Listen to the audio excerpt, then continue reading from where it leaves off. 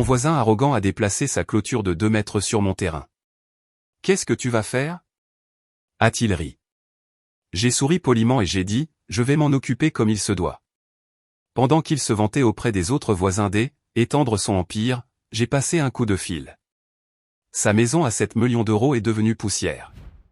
Qu'est-ce que tu vas faire, Harry Garrett, debout à côté de sa toute nouvelle clôture qui s'enfonçait maintenant de 2 mètres dans ma propriété? Je m'appelle Ezra. J'ai 47 ans et je travaille comme consultant en environnement depuis 22 ans. Je connais chaque réglementation sur les zones humides de l'Oregon comme ma poche, chaque exigence de marge de recul, chaque permis nécessaire pour construire près de zones sensibles. Ce que je voyais me retournait l'estomac, mais pas pour les raisons que Garrett imaginait. Le poteau de la clôture brillait d'un éclat argenté sous le soleil du matin, traçant une ligne nette à travers ce qui était autrefois la zone tampon naturelle entre nos propriétés. Garrett avait agi vite.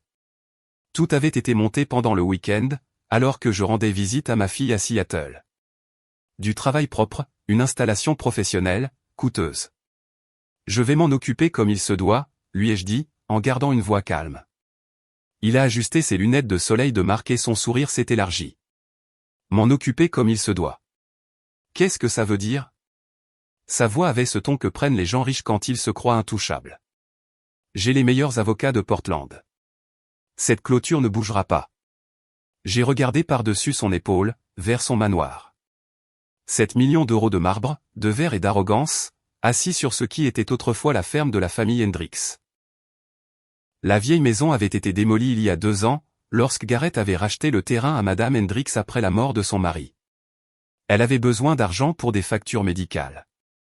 Garrett avait besoin d'une propriété trophée à la hauteur du succès de son entreprise de technologie. On verra bien, ai-je dit. Derrière Garrett, je pouvais voir sa femme, Vanessa, qui nous observait depuis la fenêtre de leur cuisine. Elle a fait un signe de la main, pensant probablement qu'il s'agissait d'une simple conversation de voisinage. Leurs jumeaux, d'environ 8 ans, jouaient au football sur leur pelouse immaculée. Une vie de famille normale, si l'on ignorait le fait que leur père venait de voler 2 mètres de mon terrain. Écoute, Ezra, je sais que tu es contrarié, mais ce ne sont que des limites de propriété. Personne ne sait vraiment où elles se trouvent de toute façon. Garrett a donné un coup de pied dans l'un de mes piquets d'arpentage qu'il avait arraché pour faire de la place à sa clôture. D'ailleurs, qu'est-ce que tu vas faire de cette bande de mauvaises herbes? En fait, j'améliore le quartier. Cette bande de mauvaises herbes, dont il parlait était une zone tampon humide naturelle. Elle l'avait été pendant des décennies, peut-être plus. Le relevé initial, datant de l'achat de ma maison il y a 15 ans, la marquait clairement comme faisant partie de ma propriété. Mais plus important encore, elle faisait partie d'une zone d'habitat protégé qui s'étendait jusqu'au ruisseau qui coulait derrière nos 2 maisons. Quelque chose de froid s'est installé dans ma poitrine en regardant Garrett retourner vers sa maison. Il n'avait aucune idée de ce qu'il venait de faire. Aucune idée du tout. J'ai acheté ma maison à Beaverton il y a 15 ans, juste après mon divorce. 1,2 hectares de forêt mixte et de zones humides. Rien d'extraordinaire, mais le terrain donnait sur un habitat de ruisseau protégé relié au réseau hydrographique de la rivière Tualatin. La maison était une simple construction à 2 étages des années 80, avec un bardage en bois qui avait besoin d'un coup de peinture et une terrasse qui s'affaissait dans un coin. Parfait pour un gars qui voulait de l'espace et du calme. Mon travail m'amenait à voyager dans tout le Nord-Ouest Pacifique, en tant que consultant sur des évaluations d'impact environnemental pour toutes sortes de projets, des centres commerciaux au lotissement. J'avais vu ce qui arrivait lorsque les promoteurs prenaient des raccourcis. Quand ils pensaient que les réglementations étaient des suggestions plutôt que des lois. Les amendes, les batailles juridiques, les projets arrêtés en pleine construction. La plupart des gens n'avaient aucune idée du sérieux avec lequel l'État traitait la protection des zones humides. Garrett avait emménagé il y a 2 ans avec de grands projets et encore plus d'argent. Son entreprise de technologie, une sorte de logiciel de gestion de chaîne d'approvisionnement pour les fabricants, était entrée en bourse et l'avait rendu riche du jour au lendemain. La première chose qu'il a faite a été de démolir la vieille ferme et de construire son monument à sa réussite.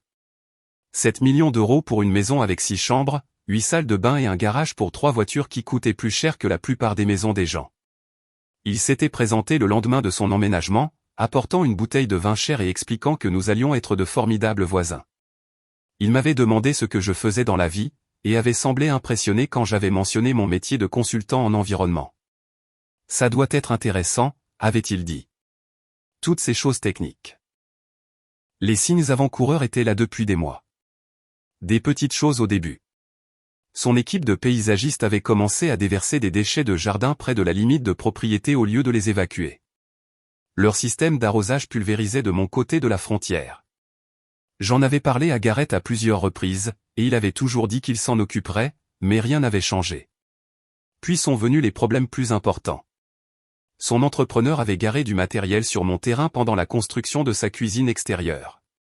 Quand je leur ai demandé de le déplacer, ils ont dit que Gareth leur avait dit que c'était bon. J'ai dû aller leur expliquer moi-même les limites de la propriété. Gareth s'est excusé, prétextant une confusion. Mais j'ai vu le regard dans ses yeux. Il me testait. La clôture n'était que sa dernière manœuvre, mais c'était différent. C'était permanent. C'était lui, prenant ce qui ne lui appartenait pas et me défiant de l'arrêter. Ce qu'il ne savait pas, c'est que dans le domaine de l'environnement, on apprend à être patient. On documente tout. On comprend que les pires violations ressemblent souvent à de petits problèmes au début, jusqu'à ce que quelqu'un avec les bonnes connaissances y regarde de plus près. J'observais sa propriété depuis 2 ans, notant des choses qui me dérangeaient professionnellement mais qu'il n'était pas de mon ressort de signaler. Jusqu'à maintenant. J'ai passé l'après-midi à longer la clôture avec mes anciennes cartes d'arpentage, à mesurer les distances et à prendre des photos. La clôture s'enfonçait d'exactement 2 mètres dans ma propriété sur environ 180 mètres, depuis la route jusqu'à l'endroit où le terrain descendait vers le ruisseau. Gareth avait été prudent. L'installation était professionnelle. Les poteaux étaient droits et les piquets d'arpentage qui marquaient ma limite avaient été arrachés et jetés de côté. Mais debout là, avec mon maître ruban, autre chose a attiré mon attention. La clôture ne se contentait pas de traverser ma propriété. Elle traversait la zone tampon humide. C'était un tout autre problème. J'ai sorti mon téléphone et ouvert la base de données environnementales que j'utilisais pour le travail. Selon les registres de l'État, le ruisseau derrière nos propriétés était classé comme habitat essentiel pour le saumon. La zone tampon humide s'étendait sur 9 mètres de chaque côté de la limite des hautes eaux. La clôture de Gareth coupait maintenant directement à travers un habitat protégé qui était resté intact pendant des décennies. Ce soir-là, assis sur ma terrasse avec une bière, j'ai vraiment regardé sa propriété pour la première fois depuis des mois. Le manoir lui-même était magnifique. Pas de doute là-dessus. Mais de mon angle, je pouvais voir à quel point il avait construit près du ruisseau. Trop près, peut-être. La cuisine extérieure et la piscine semblaient se trouver juste au bord de ce qui aurait dû être la zone de marche de recul. Je suis rentré et j'ai sorti les rapports d'impact environnemental que j'avais rassemblés lorsqu'il avait commencé la construction. Par courtoisie professionnelle, j'avais demandé des copies au comté juste pour voir comment ils avaient géré les questions de zones humides. Les permis montraient des marges de recul, des zones tampons et des restrictions censées protéger l'habitat. Mais en regardant son projet terminé, je n'étais pas sûr que ces restrictions aient été respectées. J'ai fait du café et j'ai étalé le relevé environnemental original sur la table de ma cuisine. La zone protégée était clairement marquée, ainsi que la zone tampon requise de 9 mètres. Selon les permis, aucune structure permanente ne pouvait être construite à l'intérieur de cette zone. La clôture était déjà grave, mais si la maison elle-même était en infraction. Je me suis rasseoir sur ma chaise et j'ai vraiment réfléchi à ce que je voyais. Gareth avait dépensé 7 millions d'euros pour une propriété qui aurait pu être construite illégalement. La clôture n'était que l'élément qui en faisait mon problème. J'ai pensé à Madame Hendricks, à la façon dont elle avait pleuré en signant les papiers pour vendre la ferme de sa famille, à la façon dont Gareth avait promis de respecter la beauté naturelle du terrain lors de la réunion de l'association de quartier où il avait présenté ses plans de construction. À la façon dont il m'avait regardé dans les yeux aujourd'hui et avait ri en prenant ma propriété. J'ai fini mon café et j'ai attrapé mon téléphone. Il était temps de passer un appel à quelqu'un qui serait très intéressé par ce que j'avais découvert. Le lendemain matin, vers 9 h, je me suis rendu chez Gareth. Il a ouvert la porte en tenue de sport, se dirigeant probablement vers sa salle de gym à domicile. « Ezra, qu'est-ce qui t'amène si tôt ?»« Cette clôture, ai-je dit. J'ai besoin que tu la déplaces sur la véritable ligne de propriété. » Son sourire s'est effacé. « Je t'ai dit hier, cette clôture ne bouge pas. Je l'ai fait borner. Elle est exactement là où elle doit être. » « Fait borner par qui ? » Le gars de mon entrepreneur. Un arpenteur professionnel, agréé et tout. Il a croisé les bras. Écoute, je comprends que tu sois contrarié, mais... Je ne suis pas contrarié, ai-je dit. Je te dis que la clôture est sur ma propriété et qu'elle doit être déplacée. Le visage de Garrett a changé. Le masque du voisin amical est tombé complètement. Tu sais quel est ton problème, Ezra? Tu es coincé dans le passé. Tout ce quartier est en train de changer. La valeur des propriétés augmente. J'améliore le coin, et tu t'inquiètes pour 2 mètres de mauvaises herbes. Ces mauvaises herbes sont un habitat de zone humide protégée. Il a ri. Zone humide? C'est un fossé de drainage avec un peu d'herbe autour. N'essaie pas de me faire peur avec tes sornettes écologiques. Ce ne sont pas des sornettes. Ta clôture traverse une zone tampon de 9 mètres qui est protégée depuis que le ruisseau a été désigné comme habitat essentiel pour le saumon. C'est une infraction aux lois de l'État. Pour la première fois, Garrett a semblé incertain, mais cela n'a duré qu'une seconde. Tu bluffes, a-t-il dit. J'ai tous les permis. Tout a été approuvé par le comté. S'il y avait eu des problèmes environnementaux, il me l'aurait dit. Peut-être qu'ils l'ont fait et que tu les as ignorés. Ses yeux se sont rétrécis. Tu me menaces? Je t'explique la situation. Non, tu essaies de m'intimider parce que tu es jaloux de ce que j'ai construit ici. Eh bien, devine quoi? Je ne suis pas arrivé là où je suis en reculant devant de vieux schnocks aigris qui ne supportent pas le progrès. J'ai commencé à répondre, mais il a levé la main. Voilà ce qui va se passer, a-t-il dit. Tu vas accepter que la clôture reste où elle est, ou je vais te rendre la vie très difficile.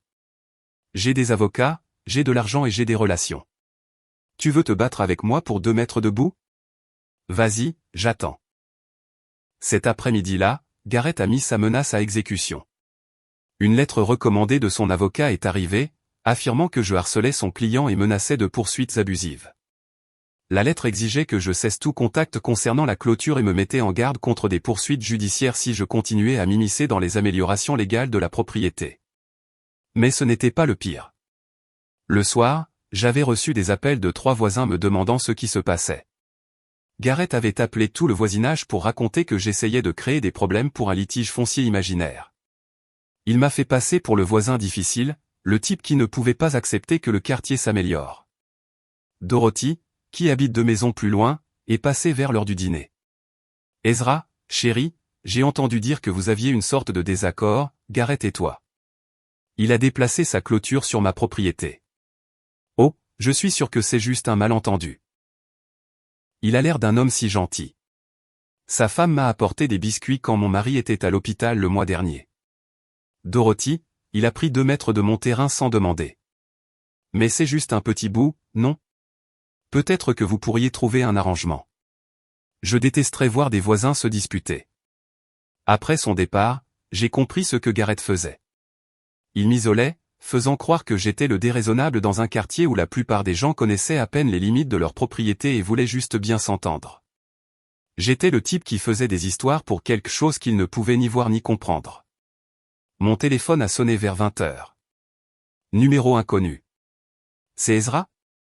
Oui. Ici l'inspecteur Williams de la police de Beaverton. Je crois comprendre que vous avez une sorte de différend avec votre voisin. Mon estomac s'est noué. Quel genre de différend?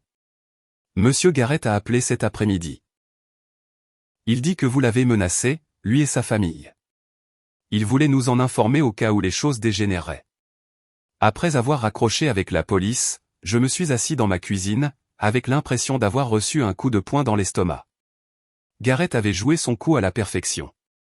Il avait volé mon terrain, m'avait isolé des voisins, et maintenant la police me considérait comme une menace potentielle. Tout ça en moins de 24 heures. Mais il avait fait une erreur. Il m'avait poussé si loin que je n'avais plus envie de jouer les bons voisins. J'ai ouvert mon ordinateur portable et me suis connecté à la base de données environnementales de l'État. En tant que consultant agréé, j'avais accès à des dossiers détaillés que la plupart des gens ne voyaient jamais. J'ai sorti tous les documents relatifs au projet de Garrett, chaque demande de permis, chaque évaluation environnementale. Ce que j'ai trouvé m'a fait siffler entre mes dents.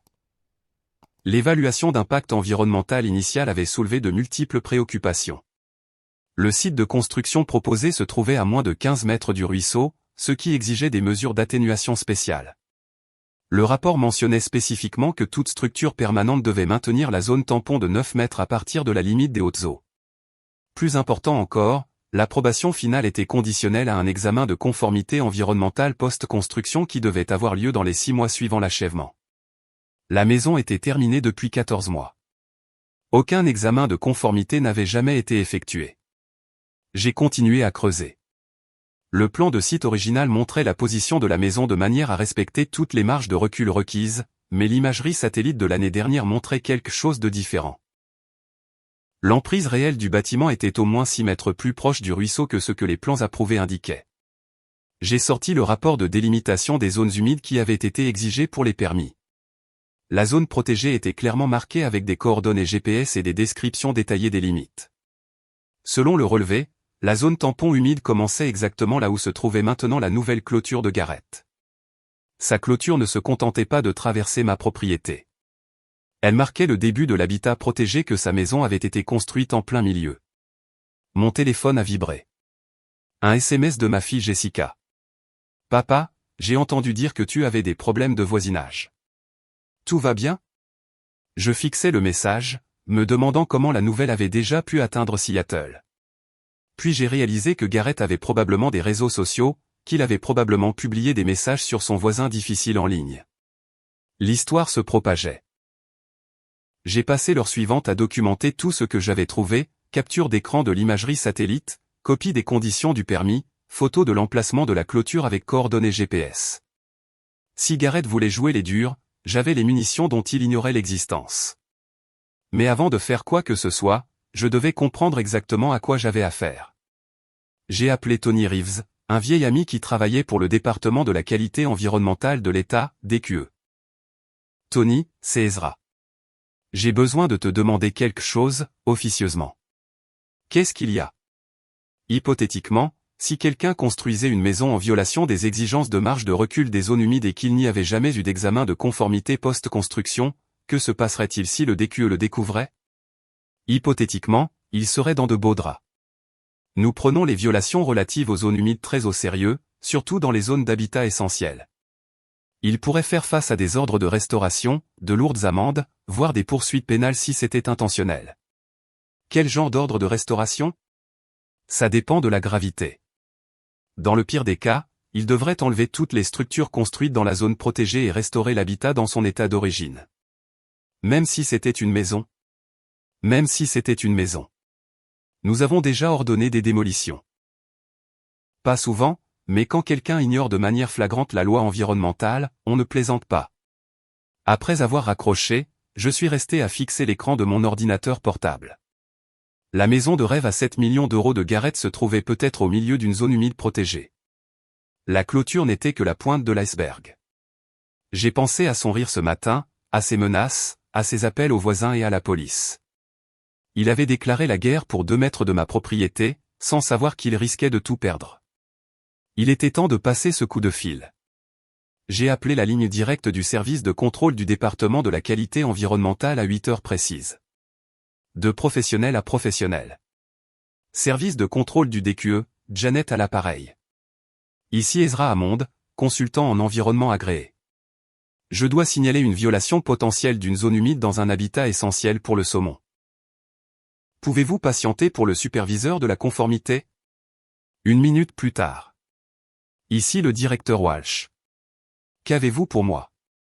Une structure résidentielle qui semble avoir été construite en violation des exigences de marge de recul des zones humides, plus une nouvelle clôture qui a été installée directement à travers la zone tampon d'un habitat protégé. L'emplacement ? Je lui ai donné l'adresse et mon numéro de licence de consultant. Je peux fournir des coordonnées GPS, de l'imagerie satellite et des copies des permis originaux qui montrent les violations. Envoyez-moi tout ça par email. Nous enverrons quelqu'un sur place dans les 48 heures. J'ai passé la matinée à préparer un rapport complet. Des photos satellites montrant la position de la maison par rapport au plan de site approuvé. Des cartes d'arpentage avec les limites de la zone humide clairement marquées. Des photos de la clôture traversant la zone tampon. L'évaluation d'impact environnemental initial avec toutes ces conditions non remplies. Mais j'ai aussi inclus autre chose. L'historique des sanctions pour des violations similaires, des cas où le DQE avait ordonné la démolition partielle ou complète de structures construites dans des zones protégées. Les précédents juridiques qui montraient qu'il ne faisait pas d'exception pour les maisons chères ou les propriétaires riches. Pendant que je travaillais, je regardais Gareth par la fenêtre de mon bureau. Il était dans son jardin, montrant la clôture à quelqu'un, probablement un autre voisin, répandant sa version de l'histoire, pointant ma propriété, secouant la tête comme si j'étais le déraisonnable. Vers midi, mon téléphone a sonné. Jessica. Papa, j'ai réfléchi à ta situation avec le voisin. Peut-être que tu devrais juste laisser tomber cette histoire de clôture. Je sais que c'est pour le principe, mais est-ce que ça vaut tout ce stress? Même ma propre fille pensait que je devais reculer. La stratégie de Gareth fonctionnait parfaitement. Je m'en occupe comme il se doit, lui ai-je dit. Les mêmes mots que j'avais utilisés avec Gareth il y a 2 jours. Qu'est-ce que ça veut dire? Ça veut dire que je vais laisser les autorités compétentes régler ça. Les autorités?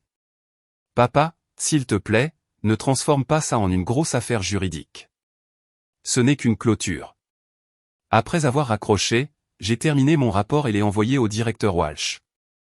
Puis j'ai attendu. Ce soir-là, Gareth est venu à ma porte. Une approche différente cette fois. Sourire amical, une bouteille de vin à la main. Ezra, je pense qu'on a mal commencé hier. Je sais que tu es contrarié pour la clôture, et je veux trouver un arrangement. Quel genre d'arrangement? Je te paierai pour les 2 mètres. La juste valeur du marché, plus un petit extra pour le désagrément. On peut le faire évaluer. Officialiser le tout. La clôture doit être déplacée. Son sourire s'est crispé. La clôture reste où elle est, mais je suis prêt à te dédommager équitablement pour l'utilisation du terrain. Il ne s'agit pas d'argent. Tout est une question d'argent, Ezra. Combien? Je l'ai regardé, debout sur mon porche avec son vin cher et son sourire condescendant, m'offrant de payer pour s'en tirer après avoir volé ma propriété. Il n'avait aucune idée de ce qui l'attendait. Il n'y a pas de montant, ai-je dit. Il y a toujours un montant. 10 000 euros? 20 000? Bonne nuit, Gareth. J'ai fermé la porte et l'ai observé par la fenêtre. Il est resté là un moment, essayant probablement de comprendre ce qui venait de se passer. Il avait essayé les menaces, puis l'isolement, et maintenant la corruption. Rien n'avait fonctionné, et il ne pouvait pas comprendre pourquoi. Demain, les inspecteurs environnementaux de l'État arriveraient, et Gareth apprendrait que certains problèmes ne peuvent être résolus ni avec de l'argent, ni avec des avocats, ni avec des campagnes sur les réseaux sociaux. Certains problèmes exigent de respecter la loi depuis le début.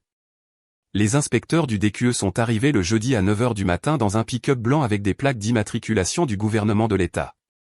2 personnes, le directeur Walsh et une jeune femme avec du matériel d'arpentage. J'ai observé de la fenêtre de ma cuisine alors qu'ils se garaient devant la maison de Gareth. Gareth a ouvert la porte en tenue de ville décontractée, pensant probablement qu'ils étaient là pour une question de permis de routine. Je l'ai vu faire un geste vers sa propriété, confiant et détendu. Puis Walsh lui a montré quelque chose sur un presse-papier, et toute la posture de Gareth a changé. L'inspection a duré 4 heures. Ils ont parcouru toute la propriété avec des unités GPS, pris des photos de la position de la maison par rapport au ruisseau, et passé un long moment à examiner la ligne de clôture là où elle traversait la zone tampon humide.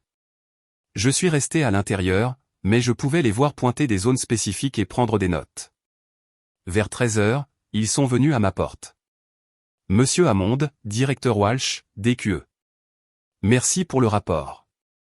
Nous devons vérifier certaines informations de délimitation avec vous. Je leur ai fait faire le tour de ma propriété, leur montrant les piquets d'arpentage originaux et expliquant comment la clôture avait été déplacée. La jeune inspectrice, présentée comme Sarah Martinez de la division de la conformité, a pris des relevés GPS à plusieurs points le long de la clôture.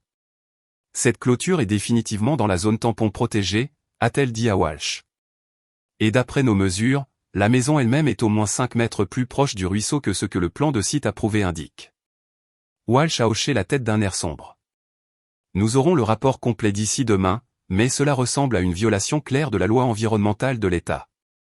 Cet après-midi-là, une lettre recommandée a été livrée à la maison de Gareth. Je l'ai regardé signer, l'ouvrir sur ses marches d'entrée, puis s'asseoir lourdement sur les escaliers de son Porsche. Il est resté assis là pendant près d'1 heure, à fixer la lettre. Vers 17 heures, Gareth est de nouveau venu à ma porte. Cette fois, il avait l'air différent. Pâle, secoué. Ezra, je dois te demander quelque chose. Quoi donc? As-tu appelé l'État à propos de ma maison? J'ai croisé son regard. J'ai signalé une clôture construite illégalement dans un habitat de zone humide protégée. Ils disent que je dois démolir la maison. Je ne saurais rien à ce sujet. La maison entière, Ezra. Ils disent que toute la structure est en violation de la loi environnementale et doit être démolie. Sa voix s'est brisée. 7 millions d'euros. L'ordre de démolition est tombé 6 semaines plus tard. Le rapport final du DQE a conclu que la maison de Gareth avait été construite en violation délibérée des exigences de marge de recul des zones humides, que l'examen de conformité post-construction requis avait été délibérément évité, et que la clôture représentait un empiètement continu sur un habitat protégé. L'État lui a donné 90 jours pour restaurer la propriété dans son état naturel, démolition complète de toutes les structures dans la zone protégée, enlèvement de tout aménagement paysager non indigène et replantation avec une végétation native approuvée par la division de la conformité environnementale. Gareth a engagé 3 cabinets d'avocats différents pour contester l'ordre. Il a fait appel auprès du comté, du Conseil environnemental de l'État et enfin devant un tribunal fédéral. Chaque appel a été rejeté. La loi était claire. Les violations étaient documentées, et l'imagerie satellite prouvait que tout avait été construit contrairement aux plans approuvés.